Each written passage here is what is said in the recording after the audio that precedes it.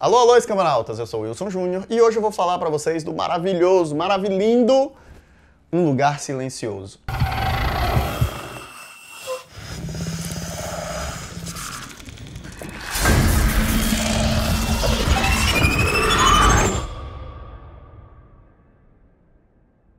Mas antes de começar o vídeo, se inscreve logo aqui no canal, porque a gente vai ter muito conteúdo como esse, críticas de filme, críticas de série e alguns outros conteúdos que eu venho trazendo, como os Top 5 da Marvel, a Forja que tá chegando, se você não conhece a Forja, aqui no izinho pra conhecer, então vamos lá.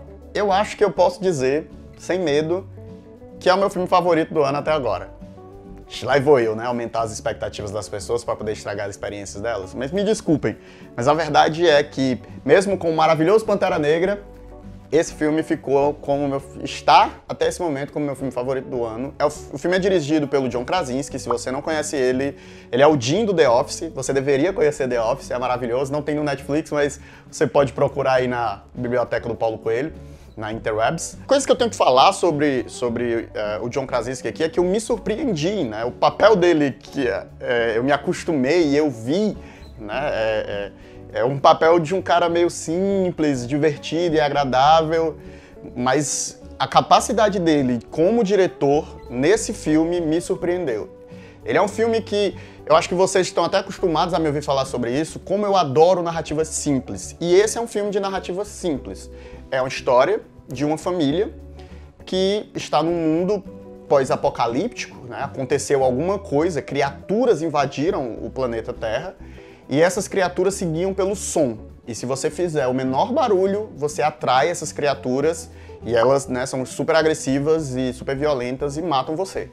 Então, é uma família e a gente vê essa família que eles se beneficiaram pelo fato de uma das filhas deles ser surda, né? Então, a família inteira conhecia a linguagem de sinal e isso provavelmente deu uma vantagem a eles de poder se comunicar, poder conversar sem fazer barulho, né? Num mundo onde você não pode fazer nenhum barulho, então é uma grande vantagem. Basicamente, a história é sobre a adaptação dessas pessoas a esse novo mundo, né? Esse novo contexto no qual o barulho não pode ser feito, tudo tem que ser feito de maneira silenciosa e a apresentação desse mundo e do modo de vida deles é feito de uma maneira primorosa, super fluida, dentro da própria narrativa. É muito comum em filmes de ficção científica e filmes de horror, filmes que tenham esse contexto pós-apocalipse, sempre vem ali aquela narrativa em off explicando pra você, né, as criaturas despertaram, whatever. Sempre tem essa coisa que tenta ali fazer o contexto pra você com alguém falando, basicamente, né? E nesse filme não. A gente descobre, por exemplo, que o problema é o som porque tem uma matéria de jornal, assim, um jornal meio jogado ao vento, e aí tem, bem grande assim no jornal, é o som. E você vai pegando pequenas peças, né? Tipo, a China, milhares de mortos. Você vai sempre pegando informações por pedaços de papel, de jornal, notícias, coisas que estão espalhadas ali. E rapidamente você entende o que é o contexto, né? Sem necessariamente você precisar, digamos assim, entender o que de fato aconteceu. Isso, de fato, o filme nem responde, né? E para ser bem sincero, eu nem gostaria que fosse respondido, porque não é essa a história do filme. Não é uma história de uma grande revolução contra coisas e criaturas. É uma história de uma família que precisa sobreviver. E a gente tem, por exemplo, logo numa das primeiras cenas do filme, um momento no qual a gente vai ser informado e vai perceber esse design de som, que é a câmera vai passando entre cada um dos membros da família e meio que vai mostrando os sons que eles fazem, que eles capturam do mundo, né? Mostra a mãe, mostra o filho, outro filho, e mostra o pai, e quando ele vai para a filha, não tem som nenhum. E isso se repete duas vezes para você perceber que ela é surda, né? Então, o filme nem precisa dizer, assim, obviamente depois ele mostra para você o aparelho de surdez e etc, e você vai ficar claro para você que ela é surda, mas ele já faz um trabalho desse com a própria narrativa, né? A narrativa cinematográfica, ele tá usando o cinema e a técnica de cinema para poder mostrar uma informação que é relevante para você, né? Que é o fato da filha ser surda. E isso, assim, é um momento só, né? Mas você vai perceber isso, como o filme basicamente não tem diálogos, né? São alguns momentos pontuais onde tem, de fato, conversas entre os personagens. Quer dizer, né? Conversas existem entre os personagens, mas conversas faladas, né? A maior parte dos diálogos acontecem com linguagem de sinais. Então, o silêncio é muito valorizado no filme, né? Você escuta o som das passadas, as coisas sendo pegues, sendo movidas, e tudo isso por isso que eu até indico que você veja um cinema que tem um som interessante e, de preferência, num cinema que não esteja muito lotado, porque esse silêncio ele é muito importante para você imergir no filme. Apesar de que eu acredito que o filme tem capacidade de meio que impor isso às pessoas, porque a ausência de conversa entre os próprios personagens do filme, ele invoca um certo silêncio para você como público, né? E eu digo isso porque eu assisti uma sessão na cabine de imprensa que foi tipo, maravilhosa, silêncio absoluto, as pessoas continham até suas respirações, e assisti uma sessão também no cinema normal, até com um certo volume, né? Tirando ali um barulho de cadeira, uma tosse ou uma pessoa inconveniente que sempre senta num raio perto de mim, de modo geral as pessoas mantiveram um silêncio, assim, né? E respeitaram essa atmosfera que o filme pede. Então, mas se possível, tente pegar aquelas sessõezinhas escusas, né? Que a gente sabe que tem menos público.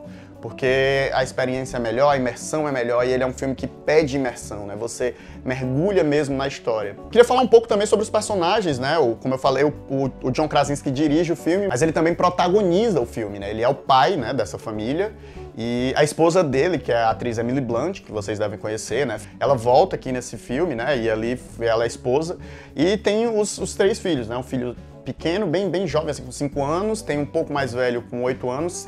O mais velho, me falha agora o nome dele, mas ele fez o Extraordinário. Ele era o melhor amigo do meninozinho que tinha cicatrizes. A atriz que faz a filha, que é um pouco mais velha, já tá ali na adolescente, deve ter uns 13, 14 anos, ela é surda e muda, né? A atriz é surda e muda também. E, obviamente, isso empresta bastante pra personagem, que é assim também. E foi muito legal você, até se você procurar as entrevistas e press, né, onde o elenco tá lá, e o elenco de fato aprendeu para se comunicar com ela. Então é até interessante esse filme de um ponto de vista de inclusão, né? De você... a experiência para uma pessoa que conhece... Se bem que a linguagem de sinais ela não é universal, né? Aquela linguagem de sinais que eles usam provavelmente é uma linguagem americana. Aqui no Brasil a gente tem a Libras, né? Mas eu acho que deve ser uma experiência curiosa para alguém que faz uso disso, né? Por necessidade, assistir esse filme, onde meio que todo mundo acaba ficando na mesma condição, né? De ver o filme através desse olhar. Mas sobre as atuações, o John Krasinski tá muito bem, assim, né? Você vê a tensão do pai, a preocupação e o cuidado o tempo inteiro com a mãe e com os filhos. E ele é a figura que parece o tempo inteiro estar tensa e preocupada, assim, né? De ser um cara muito metódico e muito organizado para tentar manter a família viva, né? E a Emily Blunt, pelo amor de Deus, assim, que atuação maravilhosa dela. Eu gosto muito do filme porque, como eu falei, ele é muito atento aos detalhes e ao cuidado, então não existe nenhum diálogo inútil no filme. Todos os momentos que os personagens param e conversam, é bem feito. Os elementos que vão assim agravar a narrativa, aumentar a tensão, são sempre apresentados antes de acontecer, né? Então ele vai deixando aquelas migalhinhas no caminho ali que vão depois pesar na narrativa. Tem alguns gestos muito...